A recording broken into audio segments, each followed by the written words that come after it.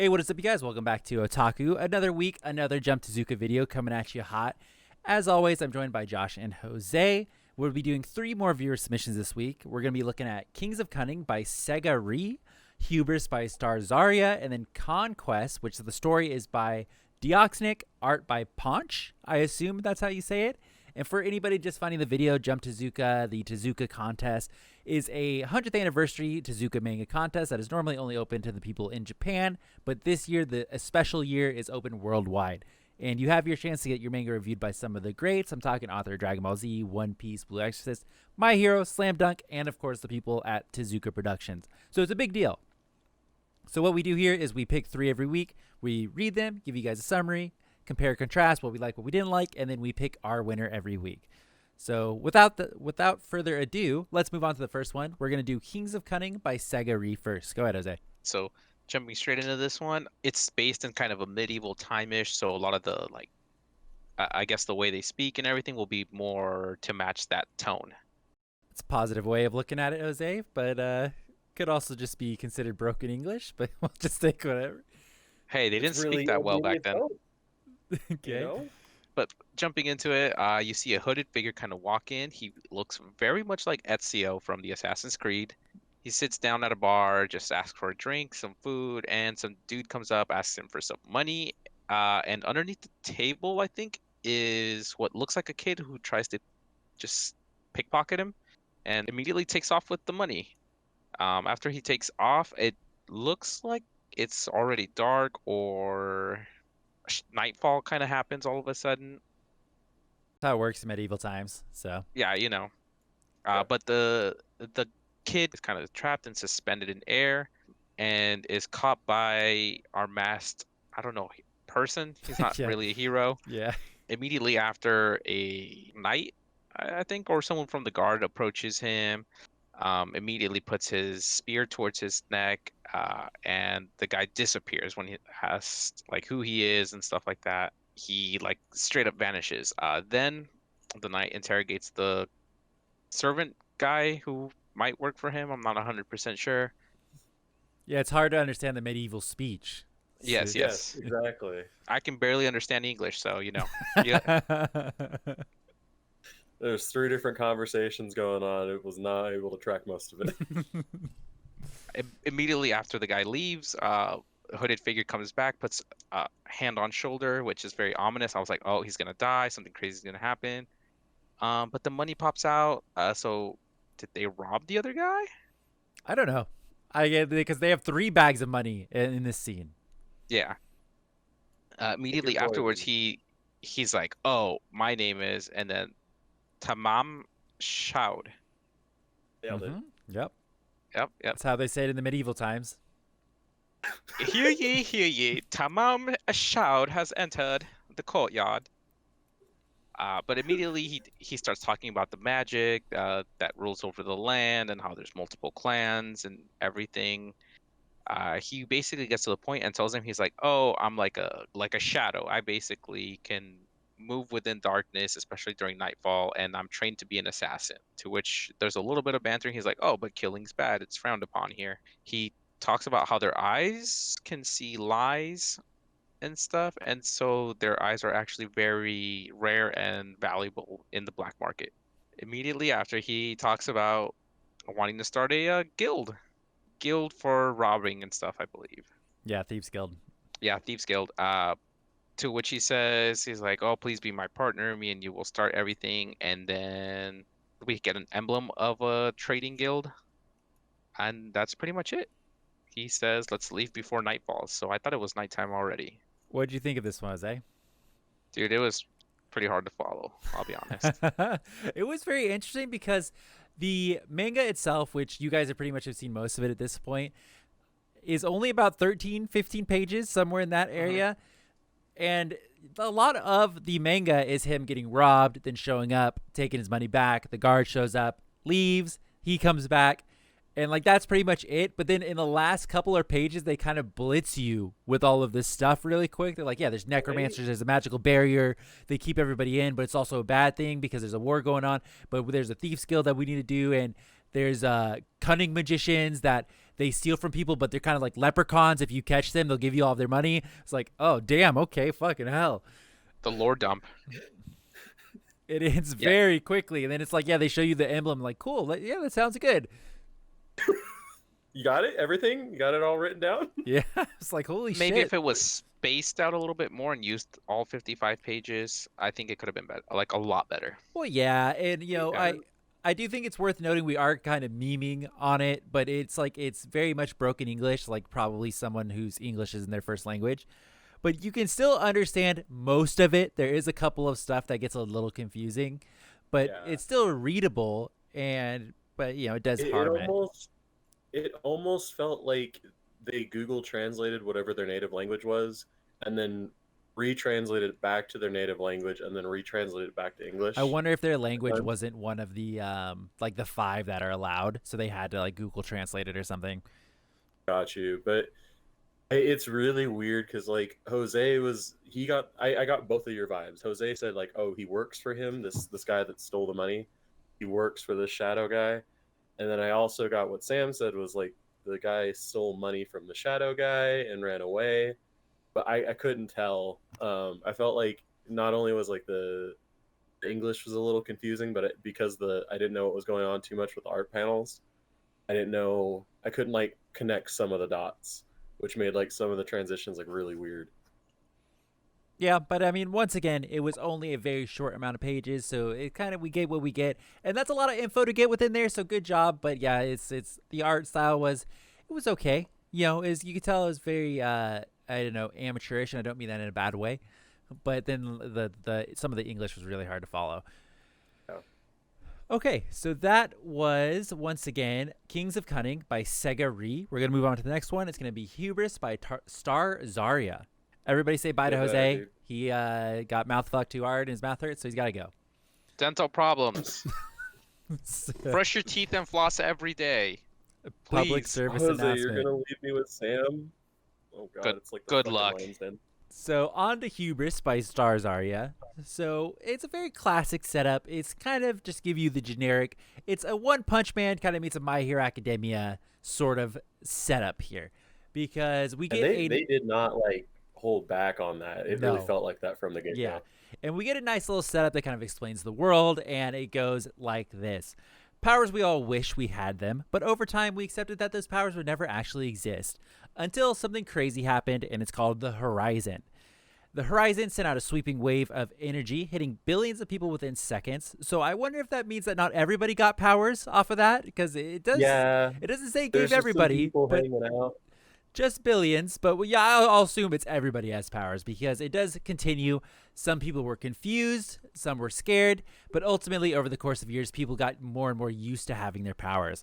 And while some rejected them entirely, those that could usually shape their bodies, they didn't like them that much apparently. Some obviously became heroes. And then over the years, society returned to normal, just with the addition of powers now. And they finish off with, but even in this crazy powered world, there existed certain anomalies. And that's where we pick up with our MC, the self-proclaimed hero, Hubris, so kind of like One Punch Man. He lives in Crater City, and that's Crater spelled Crayter. Okay, not to be confused with the other one, but it just did so happen to be built upon a crater that was left there by a huge battle. So just so happens. Coincidence. It seems a little weird to do one or the other. Yeah. So Hubris has lived here for 30 years, and crazy stuff happens all the time here. Crazy stuff just like what happens when he finishes his thought, a giant explosion. So similar, kind of like that. We see this massive hulking man walking out from the smoke, and his name is Scorn, and he's a low-level criminal. They really didn't give him any like hype or anything. They just hit him right off the bat with, oh well, he's a low-level villain. Yeah, it does kind of take that away. So Hubris, being the polite gentleman that he is, he goes on to introduce himself to Scorn, and he just wants to know why he hurt the guy that he's holding in his right hand, which seems like a fair question. Scorn claims he tried to cross him, and now he just wants to go about his day. That's all that Scorn wants. He's not a bad guy, which Hubris seems like he was pretty okay with. Like, he was just going to let him go. Like, oh, okay, sure, yeah, that seems fair. Yeah. Until he sees 4 more bodies on the ground for some reason where the smoke was. See, that's just so weird. So Hubris asks, what about those guys? And that pretty much kicks off the fight between Hubris and Scorn. So Scorn basically moves so fast or teleports to try to attack Hubris and tries to hit him right upside the fucking head. But Hubris can react even faster than that, sees it, smiles, hits him with a punch of his own right to the fucking stomach. So, and as Scorn is still reeling from that attack, Hubris hits him with another one, except right to the chin this time, and knocks Scorn out almost instantly. Just that was easy peasy, low level criminal. Everybody knows him. So this is the key difference between One Punch Man and this. He used 2 punches. Yes, on a low level criminal, which would never happen in One Punch Man, never. Exactly. At this point, we do get a few bystanders that come up and they start to praise Hubris, saying like, wow, you're so cool, so amazing. And apparently Scorn has been wreaking havoc for months now. And eventually one of the bystanders gets around to, so how'd you deal with his power? And that's when we see like a giant fucking either log, metal pole, something soar through the sky and just fucking pierce right into Hubris's eye. Brutal. Yep. And then we see it's Scorn. He's back up and looking super gnarly. And we find out that his power is Second Wind. If he is knocked unconscious, he will wake up with increased strength and stamina, and it only lasts for a few minutes, which seems like a shit power to have. As someone who's played a barbarian in Dungeons and Dragons, it's not. I think that's also like a common thing. It's super cool. Hey, how mad would you be at the civilians for not leading with that? They're like, they have this nice talk, like, hey, you're so cool. It's like, well, we'd love to get to know, like, what's your name? And then they're like, oh, so how'd you deal with his power, by the way, after they can see him knocked out on the ground? Yeah, I agree. But did you also think that his superpower was like harpooning people with like a fucking spike from across? No, I saw that and I was like, okay, yeah, because he was already shown to be kind of strong. So, but yeah, I guess he's just normal buff guy until he gets knocked out. So continuing on, Hubris now has a fucking, we'll just say pole in his eye. And Hubris just goes, ow, and then starts pulling it from his own head. And Scorn is kind of watching this happen, fucking sweating bullets at the fact that Hubris is just like pulling this pole out of his head. So he pulls it out of his head and boop, the eye is fixed. Just right back to normal. Don't worry about it. Scorn immediately calls him out. Like, what the fuck? Like, I thought your superpower was strength, not healing. And that's when we find out that Hubris actually has 2 of them. And he is an anomaly, as was hinted at the beginning of the manga. So super strength and healing is a pretty good combo. Like, he hit the fucking lottery. Scorn is like, whatever, I'll still drop you regardless of your superpowers, how many you have. Don't worry about it. He goes in for another punch on Hubris. This time, Hubris just lets him hit him right in the fucking forehead. Don't worry about it. And Hubris is completely unaffected. Who cares? Then we get a sweet 2-page spread where Hubris punches Scorn's arm, breaking it, and then winds up for a big seismic punch and fucking punches him right in the nose. Just KO, hits him right in the fucking nose. Hubris is the winner. And we get to the end of the manga here where the bystanders reappear, ask him for a video. They're in love with him. He's great. He's cool. And he uses this opportunity to say, my name is Hubris, and I'm currently looking for a team. And that is the end of the manga. I thought it was good.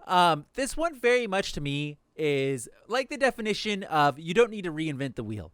You know, it's like there's not much unique about this one. I agree, but it's not like unique. It's not uniquely done. Like it's not the wheel being uniquely used kind of thing. It just felt like, you know, My Hero mixed with One Punch mixed with like some D&D stuff that they had in the background. Like it was a cool use of everything, but I felt like it was a lot like really on the nose. Like the main character's bald, has that grin. There's like a hero that they have a statue to that can kind of remind you of like All Might. Like it's cool, but it just felt like really on the nose. Like they were really trying to push what they were trying to pay homage to. Yeah, and I feel like that's a very crowded genre right now, especially in anime. It's like everybody's on the superhero kind of train. But I still liked it. I really did. And it's like, it was nothing super unique about it. Like nothing was like, whoa, I've never seen that before. But it was like, it's fun. It had a cool fight scene. It has good banter in it. And it's just like they set up a couple of things where it's like some people could have 2 powers, which could be really interesting to see. But they do kind of show you like the main character has the 2 most basic powers. You know, it's just strength and healing. Like that's just as basic as you could get. But he could get a 3rd one later on. We don't know. Yeah, I mean, who knows what the anomalies could be? Some people could have 6. We don't know. Yeah. That's an odd number for you to pick immediately, but yeah, 6. But it's like I did like I read the whole thing. I was like, that was fun. That was a good fun manga. It was complete. It was whole. It was a good one shot, And in terms of uniqueness is the flaw I would give it, but that could be fixed later. Like it could really set itself apart later. But as it is right now as a one shot, it's like, oh, you guys like superhero stuff, you like One Punch Man, here you go, check this out. And it's like, okay, I do like it. Yeah, because like you would want people, yeah, exactly like that. You like these two things. Well, this is what we're doing with it, but we're going to do a unique twist. And as you read it, here's how they find out it's different. Yeah, I agree. Okay, so let's move on to our last one. The last one we're doing tonight is Conquest, and that's with story by Deoxnic and art by Panch. Go ahead, Josh. All right, so we start with an ad for the core stations, which they're offering freedom, power, and adventure to those who essentially capture planets. I'm not sure how they capture them, though. And it seems kind of similar to the Cowboy Bebop, like bounties. They've got the 3 hot girls, enlist today, stuff like that. So after looking through the available contracts, our assumed main character finds a low-level contract and then just immediately heads over there. Upon accepting the contract, the hero is thanked by Typhoon Industries for their support. So I just wanted to note that in case that was anything, special later on. So now we cut to the planet that's in question, where we meet 2 small, funny-looking aliens hanging out in the forest. One of them is named Skimpy, the less intelligent of the 2, and he sees a bright light in the sky and immediately starts chasing after it, thinking he's going to get rewarded what they call soup poop. I'm assuming it's some delicacy out there if he brings it to the village. So he starts running over there. We immediately find out that the bright light turns out to be the traveler's ship, which quickly crushes Skimpy right under its feet. Kind of sad and sadistic, like right off the bat. And with being the smarter of the 2 companions, the other alien, Gene, immediately runs for cover. And he sees the main character come out of the ship wearing like a virtual disguise, trying to blend in with the inhabitants of the planet. But Gene's able to quickly kind of say, oh, this guy, who the fuck is he trying to fool? But then he realizes that the majority of his village are idiots, and so he immediately tries to go and warn them. He gets caught right away, making a little tree branch snap. And after some talking back and forth between the traveler and Gene offers to help him find whatever he's looking for. And in his mind, he's thinking, okay, this is my way to stop him from doing some evil or whatever. So before they get start, Gene introduces himself to what we can assume is the main character. He's shunted away immediately, and the traveler basically says, we're not friends, so I don't need to know your name. So we immediately have this set up for a wonderful backstory. They're traveling, and after a failed attempt to trick the traveler into falling into a ravine using weak lily pads that they hop across, they both fall from the same lily pad, and they fall into the pit below. The traveler is unable to get any radar signal, and Gene has this really bad feeling of being in there. Other than that, they're not sure where the hell they are. Neither of them have been there. And along the way, they kind of encounter a few different types of wildlife in the cave, eventually being chased down a pit by one of them. Gene gets knocked out because he won't jump down the pit, and the traveler puts him on his back, latches him in, and then takes him down. So there's like this kind of like, I'm going to protect you friend situation without the friendship. While we're falling down the pit, we get a flashback to the traveler and his friend from years ago. And before we get any like real details or anything, like their names, which they were just about to share, we cut right back into it. So after ripping off a parachute-like appendage from some weird creature, the traveler glides down to the further levels with Gene strapped to his back, still unconscious. They encounter much more monsters. Basically, the traveler's having to fight all of them by himself, and he's using these cool blades that are attached to his forearm, and he's like shooting them out, kind of like battering style, and he also has his blaster that he's used on occasion. Then Gene eventually wakes up after the traveler gets attacked by this giant snail praying mantis thing. The traveler quickly saves him, but now they're being attacked by a large, like, furry dinosaur monster thing, and they get them both to collide at each other and fight each other. And meanwhile, while that's happening, they're trying to run away and escape. Get into another room, and the traveler is seeing that there's only lights at the top of the cave, which they find out is essentially like an anglerfish, weird creature that hops down and starts attacking them.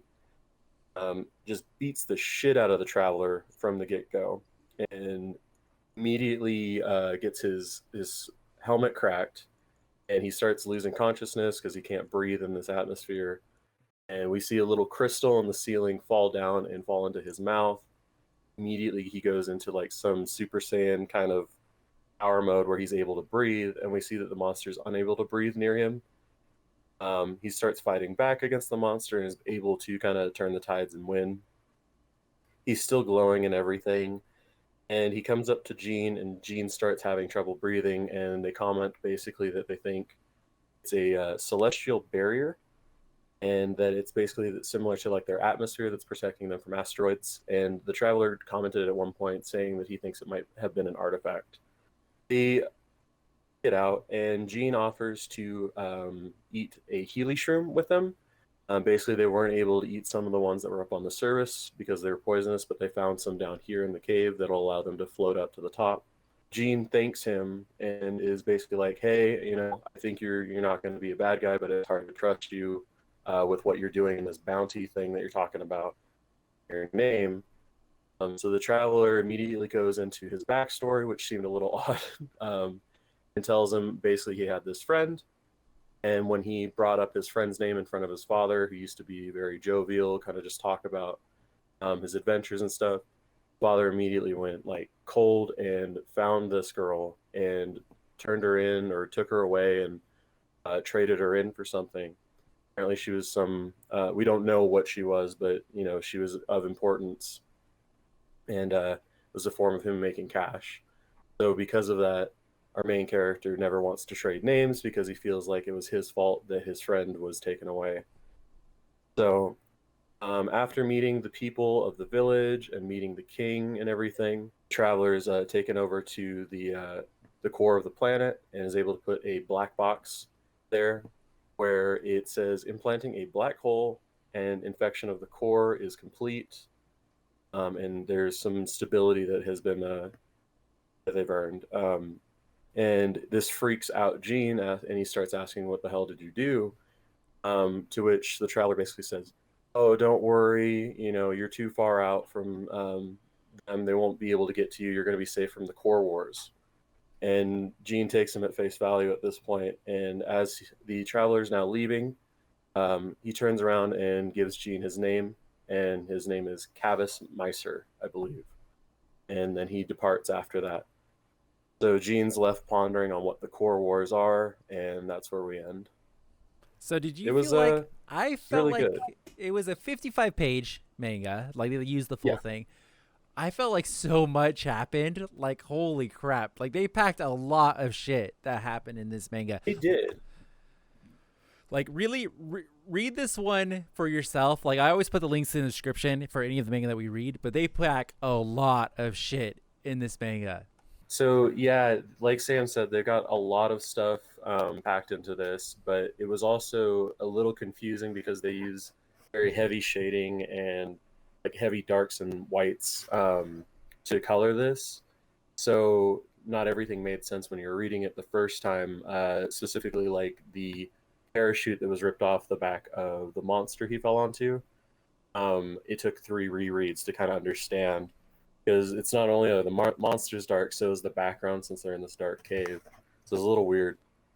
But overall, I really liked, the setup of the world. Like I said, it felt kind of like Cowboy Bebop, and I got worried at the beginning, like, oh, this is going to be a Cowboy Bebop ripoff with like the contracts or bounties and the like the floating girls and kind of like that sell it to anybody situation. But I like the funny people from that planet, like and all the little character quips in between.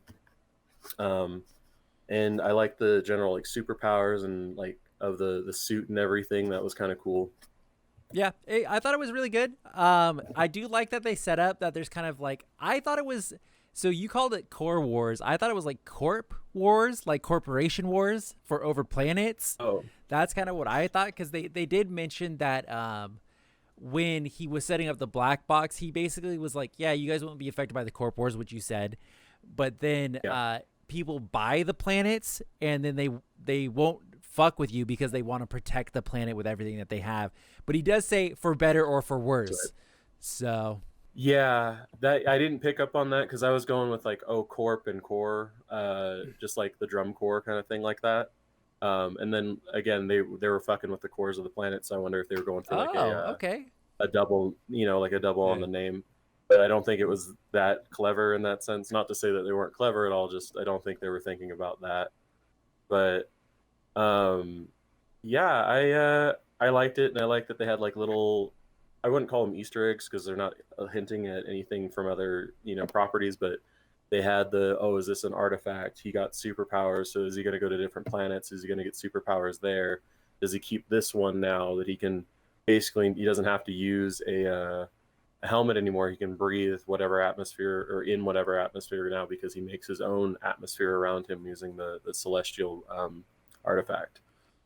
So I really liked it, and I thought it had like a nice platform to kind of keep going off of. Yeah, I think so too. I think they really got a good job setting everything up. I like the main character even before I knew what his name was.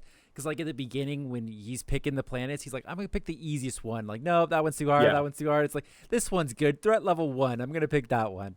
It's Exactly. like, hey, I can And relate, my man.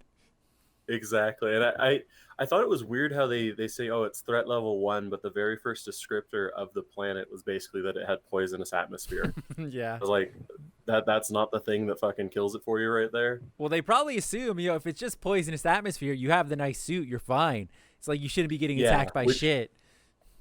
You didn't know that right when he says it, so you're like, oh, okay, that seems totally normal. But yeah. All in all, good. I felt like this could have been like a couple of episodes of anime with how much shit that they pushed into there. Like if you just add a little bit to it, like you got 2 episodes worth of anime there because that was a lot. I also, what is your opinion on this? Because I didn't like it too much when they did I get why they did it with the name reveal kind of thing, but they did the flashback, and I felt like that could have been something that could have been revealed in a later episode where you kind of established. I did like it because it does give you a little bit of backstory to the main character, and it is a one shot, so you kind of want to like hear some cool stuff going on. You can see kind of his relationship, like he's got like his dad fucked him really hard, like his one friend that he ever had, and it shows it's like a cutthroat world, and that's why he doesn't want to give his name out because he got fucked hard. And people are hurting for money. It's like they do whatever they can, and clearly he's gonna end up going back to this girl because they made that promise about like always coming back to each other because they're friends. But I think it sets up some nice stuff. I agree, and I think it had the same kind of reaction from me as like the beginning did, where I was like, oh shit, it's gonna be a Cowboy Bebop rip off. Like, there's not gonna be anything original going on. And then it turns out to be something kind of cooler. And then I thought the same thing with the flashback. I was like, fuck, we don't need a flashback. It seems like weird to start talking to this random dude and telling him like your whole life story kind of thing. But the way it worked back into the narrative was like, okay, that makes sense. That kind of helps the plot and everything. So I was like 50-50. I didn't like it at first, but it did end up being something I liked. Okay, well, let's go to talking about which one we like the best of the 3. So let me recap once again. We did Kings of Cunning by Sega-rii, Hubris by Starzaria, and Conquest story by Deoxnic and art by Panch. So did you have one that stuck out to you, one that you liked the most out of the other 3 or the other 2? So I'm gonna go with Conquest on this one. I did like Hubris a lot, but again, I felt like it was too on the nose and it wasn't super original, whereas I felt like this one had a little more character, a little more originality to it. Again, it did feel like it was pulling from Cowboy Bebop and other stuff, but it never once did I feel like, oh, I was watching a reskinned Cowboy Bebop. Yeah.